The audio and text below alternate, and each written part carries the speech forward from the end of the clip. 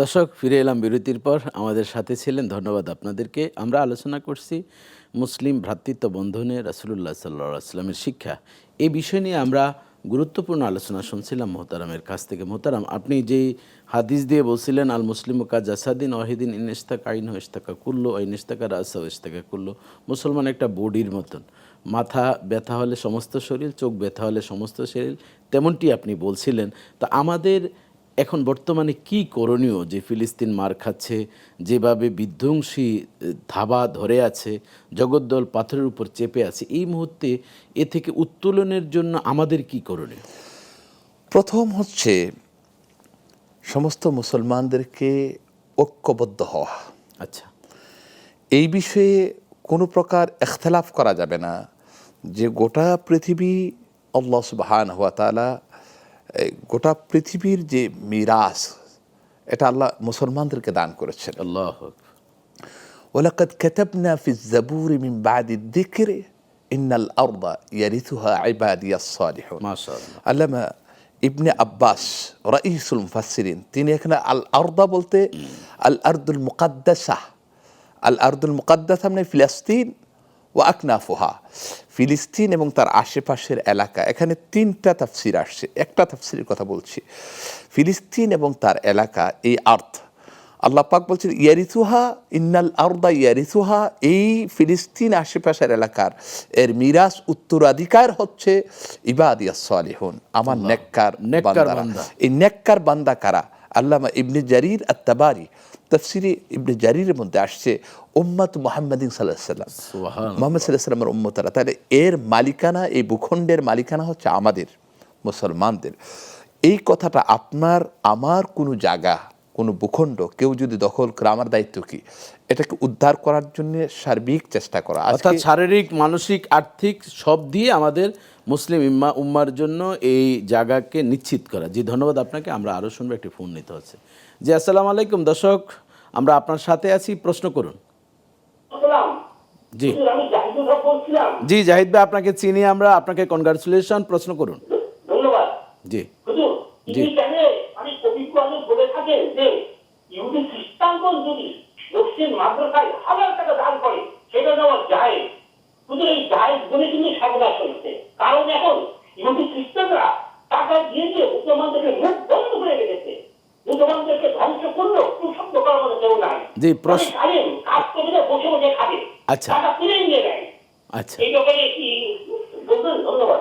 জি জাহিদ ভাই, আমাদের সাথেই থাকুন, আমরা বলার চেষ্টা করছি। জি মোহতারাম, বুঝতে পেরেছেন আপনি। মানে ইহুদিদের বিভিন্ন টাকা, বিভিন্ন, উনি বলছেন মসজিদ মাদ্রাসায় বিভিন্ন স্থানে ব্যবহৃত হয়। আমরা সম্প্রতি বিভিন্ন স্থানে দেখেছি, বিভিন্ন নামধারী, বিভিন্ন যারা মাযহাব মানেন না তাদের প্রতিষ্ঠানেও বিভিন্ন ইহুদিদের কিছু ডোনেশন হচ্ছে। তারা সেখান থেকে অর্থ নিয়ে বিভিন্ন অট্টালিকা তৈরি করছেন, দিন প্রচার করছেন। ইহুদিদের অর্থগুলো কি দিন প্রচারের ক্ষেত্রে এ ধরনের ব্যবহারের সুযোগ আছে কিনা? এটা তো দ্বীনের যে সমস্ত প্রতিষ্ঠানগুলো, যেমন মসজিদ, মাদ্রাসা, এগুলো অবশ্যই হালাল টাকা এবং মুসলমানদের অনুদানে হওয়া প্রয়োজন। যেই ইহুদিরা মুসলমানদের প্রতি, মুসলমানদের জায়গাগুলো দখল করেছে, অত্যাচার করছে, তাদের অনুদান এনে মসজিদ মাদ্রাসা কোনো প্রয়োজন নেই। এটা একটা স্লো প্রয়োজন, এটা একটা অনৈতিক কাজ, গর্জিত কাজ। তারা এর মাধ্যমে কিছু টাকা দিয়ে তারা ওইটাকে বৈধ করে নিচ্ছে এবং বীজ বপন করে তাদের ক্ষেত্র তৈরি করছে। এটা অবশ্যই অনুচিত, এর থেকে অবশ্যই বিরত। এবং যারা করছেন তারা একটা ঘৃণিত কাজ করছেন। জি, ধন্যবাদ। আবারও আসবো। জি, আসসালামু আলাইকুম। জি, আমরা আপনার সাথে আছি, প্রশ্ন করুন পরিচয় দিয়ে। সম্ভবত লাইনটি বিচ্ছিন্ন হয়েছে। জি, আপনি যে কথা বলছিলেন যে আমাদের বাংলাদেশ থেকে এই মুহূর্তে, যেমন আজকে জুমার দিন, নিশ্চয়ই আপনি এক মসজিদের খতিব, আমিও জুমা পড়িয়েছি, সেখানে আলোচনাও করেছি, আমরা দোয়াও করেছি। অনেক সময় দেখা যায় আমাদের ইমানের ভিতরে এত দুর্বলতা যে যদি আমরা ইহুদিদের বিরুদ্ধে কথা বলি পড়ি, তাহলে আমার জানি কি ক্ষতি হবে। এই যে নফসানিয়াত, ইমানের দুর্বলতার কারণটা কি, এ সম্পর্কে একটু বলবেন? ইমানের দুর্বলতা বিভিন্ন কারণে। প্রথম হচ্ছে ইমান কি জিনিস সে বুঝে না। আচ্ছা, আদামুল ইলম, তার অজ্ঞতার কারণে এই ঘটনাটা ঘটছে। ইমান হবে একদম সীসা ডালা প্রাচীরের মতো পাহাড়ের মতো পাথরের মতো মজবুত, এখানে শুধু আল্লাহ আল্লাহ রসুলের মহাব্বত থাকবে, এখানে দ্বীনের মহাব্বত থাকবে, এখানে দ্বীনকে প্রাধান্য দিবে, এর বাহিরে সব কিছুর সাথে সম্পর্ক ছিন্ন করবে। লা ইয়াত্তাখিদিল মুমিনুনাল কাফিরিনা আউলিয়া মিন দুনিল মুমিনিন, আল্লাহ। তারা অন্য কোনো কাফিরকে বন্ধু হিসেবে গ্রহণ করবে না।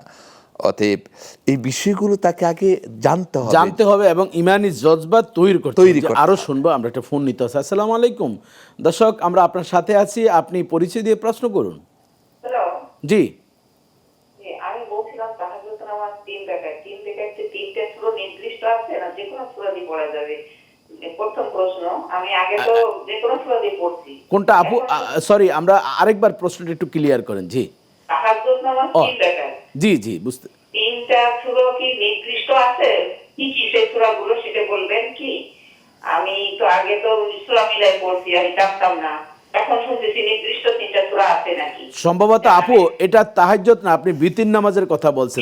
হ্যাঁ, বিতির নামাজ, জি সরি, ভুল হয়ে গেছে। জি, আমি বুঝতে পেরেছি, অসুবিধা নেই। জি, এরপরের প্রশ্ন নাম্বার 1।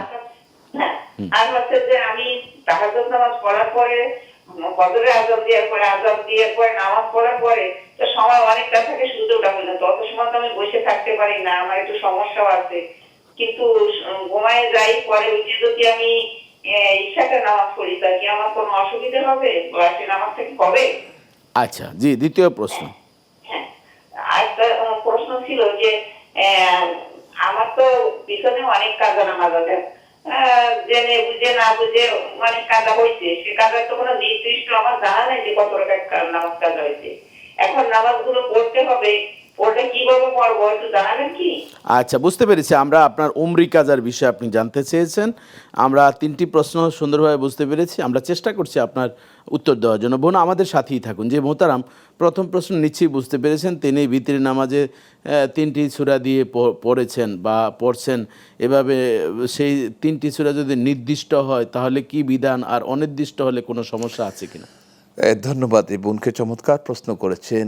যে কোনো নামাজ, শুধু বিতির নামাজ নয়, যে কোনো নামাজ, কোরআনে কারীমের একটা ফর্মুলা হচ্ছে ফাকরাউ মা তায়াসসারা মিনাল কোরআন। মাশাআল্লাহ। নামাজের মধ্যে আপনার ইচ্ছা অনুযায়ী আপনার কাছে যেটা সহজ সেটাই পড়ুন। মাশাআল্লাহ। এখন আপনি যে কোনো সূরা দিয়ে পড়েন, আপনার আদায় হয়ে যাবে। আলহামদুলিল্লাহ। এখন যদি সূরা ইখলাসকে অনেকে পছন্দ করে, আপনি যদি বিতিরের নামাজের মধ্যে সূরা ইখলাস পড়েন, ইন্নাংজানা পড়েন, তাও হবে, অথবা আপনার ইচ্ছা অনুযায়ী মানে যে কোনো ধারাবাহিকতা সূরা। মেনটেন করে যে কোনো সূরা সূরা বা দিয়ে যে নামাজ কোনো আদায় আয়াত দিয়ে করলে তিনি হয়ে পড়তে যাবে। পারেন। দ্বিতীয় প্রশ্ন, তাহাজ্জুদ পড়ে বোন ফজরের নামাজ পড়ে তিনি ঘুমিয়ে গিয়েছেন, এরপরে তিনি এরশাক নামাজে উঠে, এরশাক তো সূর্য উঠার 24 মিনিট পরে আমরা নিয়ম অনুযায়ী পড়ে থাকি, 23-24 মিনিট পর। তো এইভাবে তিনি যদি একটু লম্বা টাইম হয়ে যায়, তাহলে কি এরশাক নামাজ পড়তে বাধা আছে কিনা? না, অবশ্যই বাধা নেই। যদি উনি এশরাকের প্রায় বেলা ওঠার পর এশরাকের নামাজ প্রায় 8টা-9টা পর্যন্ত সময় থাকে, এরপরে সাজদার নামাজ। এরপরে আবার অন্য নামাজ, আপনি এর ফাঁকে যদি ঘুম থেকে উঠে যান, আপনি এশরাকের নামাজ পড়তে পারেন, অসুবিধা নেই। ইসলাম কোনো বাধা মানে না, বাধা লা নেই। ইউকাল্লিফুল্লাহু নাফসান ইল্লা উসআহা, আল্লাহ তাআলা ইসলামকে কারো উপরে চাপিয়ে দেননি।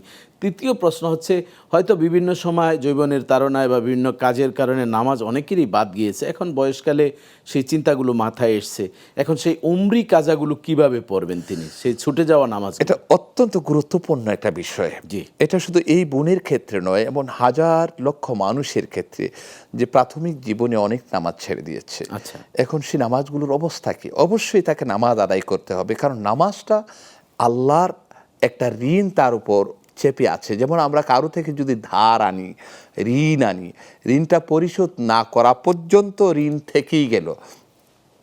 তো এই বোন অথবা যিনি এই নামাজ ইতিমধ্যে জীবনে অনেক নামাজ কাজা হয়েছে, তিনি অবশ্যই এই নামাজগুলো কাজা করবেন, কাজা আদায় করবেন। কিভাবে আদায় করবেন? ওনার তো সুনির্দিষ্টভাবে জানা নেই যে অমুক নামাজ অমুক তারিখের অমুক দিনের জানা নেই। তখন উনি যে কাজটা করলে ওনার জন্য সহজ হবে, তা হচ্ছে জায়েজ সময়ে, জায়েজ তিনটা টাইম ব্যতীত, তিনটা টাইম ব্যতীত ওনার এই সময়ে উনি আল্লাহ পাকের কাছে যখন নামাজে দাঁড়াবেন, ঠিক আছে, আমি আমার বিগত জীবনের কাজা হয়ে যাওয়া জোহরের নামাজ আদায় করছি, ফজরের নামাজ আদায় করছি, আসরের নামাজ আদায় করছি, তবে এভাবে কাজাতে করে তো শুধু ফরজগুলো পড়বে, শুধু ফরজ ফরজগুলো এবং আদায় ওয়াজিব, আর সুন্নত ফজর নামাজের ক্ষেত্রে যে 2 রাকাত সুন্নত সেটিও পড়ার নিয়ম। উনি ফরজগুলো পড়বে। যদি ফজরের 2 রাকাত পড়তে চায় ভিন্ন কথা, কিন্তু ফরজগুলো উনি এভাবে করে বাই রোটেশন আস্তে আস্তে, যে ঠিক আছে আমার তাও খেয়াল থাকবে না, আরও সহজ বিষয় হচ্ছে ঠিক আছে তাও খেয়াল থাকবে না, আজকে শুধু আমি ফজরের নামাজটা পড়বো। বিগত জীবনের 15 দিনের 10 দিনের ফজরের নামাজ অনেকে 1, আবার 2, এইভাবে 2 রাকাত বলেন করে। যে জোহরের নামাজের আগে জোহরের কাজাগুলো পড়বো, আসরের নামাজের আগে আসরের নামাজের না, কাজা। এটা কিন্তু যদি তারতিব রক্ষা করা হতো তাহলে এটা ছিল, এটা তারতিবের কোনো এখানে বিষয় নেই।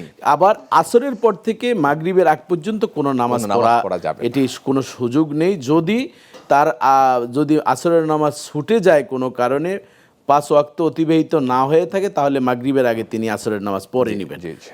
হ্যাঁ, তাহলে এটি কতদিন পর্যন্ত এই নামাজ পড়া যায়? যেমন মৃত্যুর আগ পর্যন্তই তো এইভাবে উনি উমরি তো কাজার সুযোগ আছে। যেহেতু এখনো বেঁচে আছেন এবং উনি বলতে পারতেছেন, তাহলে অবশ্যই জানা আছে যে কত বছর ওনার কাজা হয়েছে।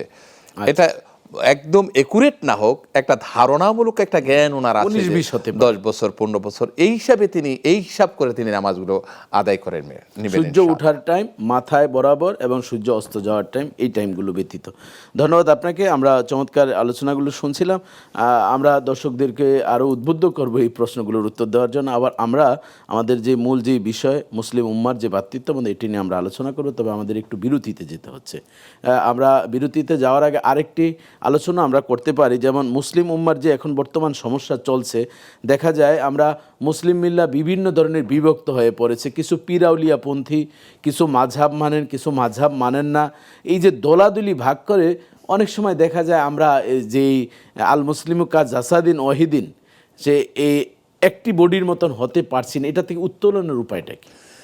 প্রথম উত্তোলন হতে তার থেকে এই যে মুসলমানদের প্রতি যে দরদ, এই দরদ পয়দা করতে হবে, দরদ পয়দা, হিংসা বিদ্বেষ পরিত্যাগ করতে হবে। আচ্ছা, ইত্তেহাদ হওয়ার মানসিকতা তৈরি করতে। আমরা আরো শুনবো, একটি ফোন নিতে আছে। আসসালামু আলাইকুম। জি দর্শক, আপনি পরিচয় দিয়ে প্রশ্ন করুন। জি জি, ধন্যবাদ আপনাকে, প্রশ্ন করুন। এই যে আমি 5 নামাজ কালাম করি আলহামদুলিল্লাহ, তো আমার অনেক বন্ধু বান্ধব আছে যারা আমার মানে অনেক সময় দাওয়াত করে, খাইতে বলে, খাইতে বলে, কিন্তু তারা হালাল হারাম করে না। আচ্ছা এবং আমি তাদের কি যেটা খাইতে পারবো? আচ্ছা আচ্ছা, চমৎকার মাহমুদ ভাই, আপনি হৃদয় নিংড়ানো একটি প্রশ্ন করেছেন। এটির আমরা বিভিন্ন সময় এ ধরনের প্রশ্নের সম্মুখীন হই। অনেকেরই এই মনের অন্তরালের এই প্রশ্নটি আপনি করেছেন, যে উনি চমৎকার একটি প্রশ্ন করেছেন। অনেক সময় অনেক বন্ধুরা বিভিন্ন অশালীন কাজে জড়িত আছেন, আবার দেখা যায় একসাথে খেতে বসছেন, যদি না বলি খাবো না, তাহলে একটা বন্ধুত্বের ফাটল ধরে থাকে, আবার পরিবেশটা একটু ভিন্ন হয়ে যায়। এই মুহূর্তে তুমি কি করে, এটি খেলে কি বৈধ হবে না অবৈধ হবে, তা সে কেটে পড়বে কিভাবে, সম্পর্কে যদি বলতেন। সবচেয়ে বড় কথা হচ্ছে যে মুসলমান যেহেতু উনি সুনির্দিষ্টভাবে বলতে পারছেন না যে এটা হারাম। যদি সুনির্দিষ্টভাবে এই বিষয়টা বলা যায় যে এই খানাটা হারাম, তাহলে অবশ্যই বাঁচতে হবে। আর 2 নম্বরে অনেকে আছে হালাল হারাম সংমিশ্রণ করে ফেলে। এই ক্ষেত্রে শোভা সন্দেহ থাকে যে আমি এখন কি করব। এটা একটা তার মধ্যে খাওয়ার না খাওয়ার ব্যাপারে একটা সংশয়, কনফিউজ সে হয়ে যায়। তখন এই ক্ষেত্রে যতটুকুন সম্ভব পাশ কেটে যাওয়া। আল্লাহ রাসূল বলছেন ফাত্তাকুস শুবহাত, তোমরা সন্দেহাতীত কাজ থেকে নিজেদেরকে বিরত থাকো। পাশ কেটে যাওয়ার একটা সুযোগ তার রয়েছে। উনি যদি মনে করেন পাশ কেটে যাওয়ার সুযোগ রয়েছে, পাশ কেটে যাবে, ঠিক আছে। অনেক যে আজকে তো আমার একটু অসুস্থতা লাগছে, বা আমি আজকে, যেমন ইব্রাহিম আলাইহিস সালাম বলছেন ইন্নী সাকিম, আমি অসুস্থ। তিনি মানসিকভাবে বিপর্যস্ত ছিলেন যখন মূর্তি পূজার কথা বলছেন, সেভাবেও করা যায়। আর যদি বেশি সাহস থাকা প্রয়োজন, উনি তার ভাইকে অবশ্যই নসিহত করতে পারেন যে আমি হালাল খেয়ে অভ্যস্ত, আমি কিন্তু আপনার এখানে আজকে খাচ্ছি, কিন্তু আমার একটা কনফিউশন আছে, আমার কনফিউশনটা যেন না থাকে, আপনি সামনে বেঁচে চলবেন, একটা দাওয়াত দিতে পারেন। উনি এর মাধ্যমে বিভিন্ন কৌশলে তাকে কনভিন্স করা এবং তাকে ইসলামের সঠিক বিষয়টা তার কাছে পৌঁছে দেওয়ার একটা সুযোগ তার থাকে, যেহেতু তাকে দাওয়াত করছে, সম্মান করছে, অবশ্যই তার মধ্যে একটা আন্তরিকতা আছে। এই আন্তরিকতাটাকে উনি বিভিন্নভাবে কাজে লাগাতে পারেন। আমরা এই পরামর্শ দিব যে উনি কাজে লাগান এবং তাকে হারাম থেকে বাঁচানোর চেষ্টা করুন। কারণ একজন মুসলমানের দায়িত্ব হচ্ছে ইউহিব্বুলি নাফসিহি ইউহিব্বুলি গায়রিহি মা ইউহিব্বুলি নাফসিহি, নিজের জন্য যা সে পছন্দ করে সে অন্য ভাইয়ের জন্য পছন্দ করবেন। এখন তিনি হালাল খাচ্ছেন এবং এর জন্য পরকালে নাজাতের তিনি একটা চেষ্টা চালাচ্ছেন। আচ্ছা, এমন যদি হয় ঊর্ধ্বতন কর্মকর্তা যদি তার খাবার গ্রহণ না করে বা মুখের উপরে এই ধরনের উত্তর যদি দিয়ে দিলে সাইড এফেক্ট হওয়ার সম্ভাবনা আছে তার কর্মক্ষেত্রে, এই ক্ষেত্রে তার কি করার? এই ক্ষেত্রে যেহেতু উনি নিশ্চিতভাবে নয় যে এটা সম্পূর্ণ হারাম, তখন তিনি তার সাথে ভালো মুআমালাত করে যেভাবে করে তিনি বেঁচে থাকতে পারেন, অথবা যেহেতু এটা হালাল জিনিসটা হালাল, উপার্জনটা তিনি জানেন যে উপার্জনের ক্ষেত্রে এখানে সন্দেহ আছে, এই ক্ষেত্রে হালাল জিনিস খাইতে তো উনি খেতে পারেন, কিন্তু তার উপার্জনের টাকা হারামের কারণে হালাল খাবারটা হারামে পরিণত হয়। হ্যাঁ, এটা এই জন্য তাকে অবশ্যই কিছু কৌশল তাকে অবলম্বন করতে হবে, হারাম থেকে বাঁচার চেষ্টা করতে হবে। হ্যাঁ, চমৎকার আপনি বলছিলেন। আমরা দেখুন এখন এমনও পরিবেশ দেখা যাচ্ছে আমাদের দেশে হালাল হারামের তমিজ হয় না, খাবার পেলেই আমরা খাওয়া শুরু করি। এ বিষয়ে আমরা আরও আলোচনা করে একটা ফোন নিতে হচ্ছে। আসসালামু আলাইকুম। জি দর্শক, আমরা আপনার সাথে আছি, আপনি প্রশ্ন করুন আপনার পরিচয় দিয়ে। জি, আমি বলতে চাইছিলাম যে ওই যে দিনের বেলা জি, এই যে শুকরিয়া নামাজ আর এবং তোবার নামাজ, এই দুইটা নামাজ কি এই নামাজ বেশি পড়া লাগে দিনের বেলা? জি আপু, আপনার প্রশ্নটা কি? সুফিয়া নামাজ, আরেকটা কি বললেন? তোবার নামাজ পড়ে না, তোবার নামাজ আবার শুকরিয়া নামাজ তো আচ্ছা, বুঝতে পেরেছি। তওবা এবং শুকরিয়া শব্দ দুইটি আমরা পড়তে পারবো কিনা? আচ্ছা আচ্ছা, জি বোন, আপনাকে ধন্যবাদ জানাচ্ছি প্রথমত এই জন্য যে আপনি এই ধরনের নামাজগুলো পড়ার প্রতি যে আপনার আগ্রহ সৃষ্টি হয়েছে। আল্লাহ তাআলা আপনাকে একজন নেককার বান্দী হিসাবে কবুল করুন। জি, কত অবশ্যই নামাজ দিনের- রয়েছে, এরপরে তিনি আবার শুকরিয়া এবং তওবার নামাজের সাথে সংযুক্ত করেছেন। এ সম্পর্কে আমার বোনকে কি বলবো যে দিনের বেলায় বা রাতে পড়া এই ধরনের নির্দিষ্ট কোনো সময় আছে কিনা? নির্দিষ্ট সময় নেই, বরং তিনি যদি মনে করেন যে দিনে ওনার সময় আছে, উনি পড়ে নিতে পারেন। শুধু হারাম সময় ব্যতীত যে কোনো সময় তিনি পড়ে নিতে পারেন। এখন দোনোটাই ভালো কাজ। শুকরিয়ার নামাজ, আল্লাহ সুবহানাহু ওয়া তাআলা কত নিয়ামত বান্দাকে দিয়েছেন। ওয়া ইন তাউদ্দু নি'মাতাল্লাহি লা তুহসুহা, এটা তো অপরিসীম, অগণিত, গণনাতীত, অতএব আদায় করতে পারেন। 2 নম্বর তওবার নামাজও তিনি পড়তে পারেন, এতে ওনার জন্যে উপকার হবে এবং কল্যাণ হবে ইনশাআল্লাহ। তবে আপনার সাথে একটু আমি সম্পর্ক করতে চাচ্ছি, তবে রাতে এটা একটা গভীর মনোযোগতা আসে যে অনুতপ্ত তওবার নামাজগুলো তো হচ্ছে রুজু আনিল মাসে, গুনাহ করেছি, গুনাহ থেকে মুক্তির জন্য নিরালা আল্লাহর সাথে এই প্রেম খেলাটা জমবে ভালো মনে হয় রাতে যদি তিনি পড়েন, আর যদি সম্ভব না হয় দিনে তিনি পড়বেন, কোনো অসুবিধা নেই। জি মোহতারাম, আমরা আবারও আপনার এই গুছালো আমরা কথাগুলো শুনবো অবশ্যই, তবে একটু বিরতিতে যেতে হচ্ছে। জি দর্শক, আপনারা আমাদের সাথে দীর্ঘ সময় ছিলেন, থাকবেন না কেন? এই যে কত চমৎকার চমৎকার হৃদয় নিংড়ানোর প্রশ্নগুলো তৈরি করছেন আর আমরা আমাদের সাধ্য অনুযায়ী উত্তর দিচ্ছি। কাজে আরও আপনারা প্রস্তুতি করতে থাকুন। আমরা একটু বিরতিতে যাব, অবশ্যই আপনারা আবারও বিরতির পর প্রশ্ন করবেন, আমরাও উত্তর দেব। আমাদের সাথেই থাকুন।